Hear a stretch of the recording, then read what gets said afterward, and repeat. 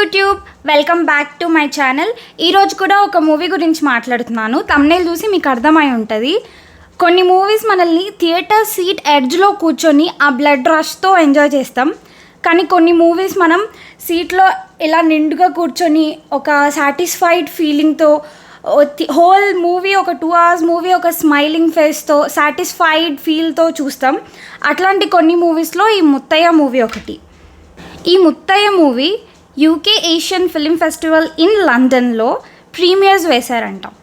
ఇంకా చాలా చాలా ఇంటర్నేషనల్ అవార్డ్స్, నేషనల్ అవార్డ్స్ వచ్చినాయి దీనికి. ఎందుకు కథ ఏంటి అని చెప్పి ఒకటి క్వశ్చన్ మార్క్లో ఉండిపోయింది అనమాట. నాకు story line with title tag line అర్థమైపోతుంది స్టోరీ ఇది అని. అన్ని అవార్డ్స్ వచ్చినాయి అంటే జస్ట్ స్టోరీ అండ్ ట్యాగ్ లైన్కి ఇవ్వరు కదా, మేకింగ్కి కూడా ఇస్తారు. సో ఖచ్చితంగా ఈ మూవీ చూడాలి అని చెప్పి ఎప్పటి నుంచో ఉండే, and finally got to watch it in ETV when. It's never too late to dream big is title tag line. Justified అనిపించింది నాకు మూవీ చూసిన తర్వాత. ఒక్కొక్క ఫ్రేము ఒక్కొక్క పెయింటింగ్లా ఉంది మూవీ. ప్రతి ఒక్క సీన్ మూవీకి వాల్యూని యాడ్ చేసినాయే కానీ ఈ సీన్ ఎందుకు అని ఒక్క సీన్ కూడా అనిపించలేదు ఎంటైర్ మూవీలో. ఫ్యామిలీ డ్రామా ఉంది, లవ్ స్టోరీ ఉంది, లవ్లో ఫైట్స్ ఉన్నాయి, ఒక గోల్ ఉంది, ఆ గోల్ని అచీవ్ చేయడానికి పడిన తపన ఉంది, అచీవ్ చేసిన తర్వాత హ్యాపీనెస్ అండ్ ఫుల్ఫిల్మెంట్ ఉంది. ఎన్ని ఎమోషన్స్ ఉన్నాయి ఈ ఒక్క మూవీలో.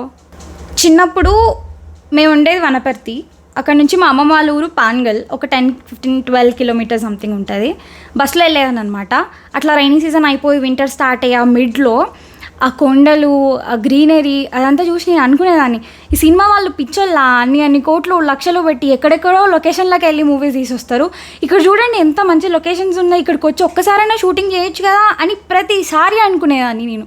అట్లాంటిది అదే లొకేషన్స్లో ఈ మూవీ షూట్ చేశారని తెలిసినప్పుడు క్రేజీ ఎగ్జైట్ అయినా నేను. ఈ మూవీలో మా అమ్మమ్మ వాళ్ళ ఊరుంది, మా తాతయ్య వాళ్ళ ఊరుంది, ఇంకా నాకు తెలిసిన కొన్ని లొకేషన్స్ ఉన్నాయి. అరే ఇది అక్కడ కదా, ఇది ఇక్కడ కదా అనుకుంటున్నాను అనమాట మూవీ చూస్తున్నంతసేపు.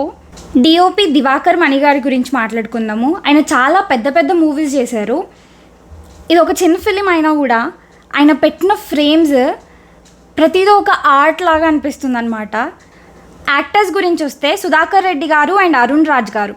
వయసుతో మాకు సంబంధం లేదు, మాకు యాక్టింగ్ ఇంపార్టెంట్, ఎవరు మంచిగా చేస్తారో చూసుకుందాం అని కాంపిటేటివ్గా యాక్ట్ చేసినట్టు అనిపించింది ఎంటైర్ మూవీ.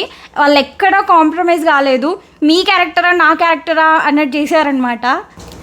మన director and writer of the film Bhaskar Maurya గారి గురించి మాట్లాడుకుందాం.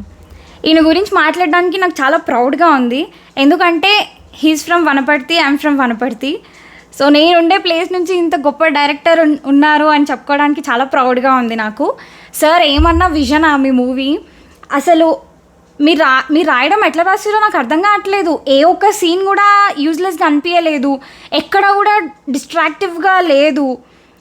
We are into the film అనమాట. నా పక్కనే జరుగుతున్నట్టు, నా ముందు జరుగుతున్నట్టు, నేను కూడా ఒక క్యారెక్టర్ అయినట్టు అట్లా I went in to the movie well watching it. మీరు పెట్టిన ఫ్రేమ్స్ కానీ, ఆ లొకేషన్స్ కానీ, ఆ డైలాగ్స్ కానీ, వాళ్ళు మాట్లాడుతున్న స్లాంగ్ అండ్ యాక్సెంట్ కూడా ఏదో అతికిచ్చినట్టు ఆర్టిఫిషియల్గా ఒక్క చోట కూడా అనిపించలేదు. న్యాచురల్గా, చాలా న్యాచురల్గా వచ్చింది. హీరో అంటే బాడీ ఉండాలా?